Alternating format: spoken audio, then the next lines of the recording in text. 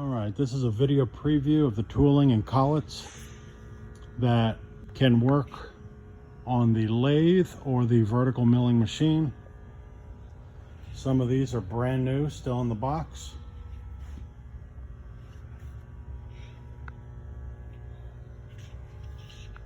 This is a separate lot because it can work with either of the machines.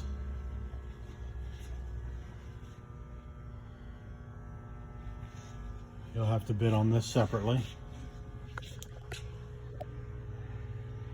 But this will be one entire lot right here, all these collets and tooling,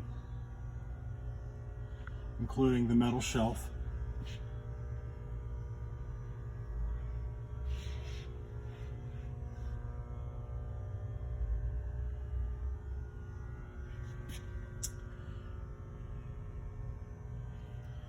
Go to bidtenderauctions.com for more information. This auction starts closing at 8 p.m. on March 13th.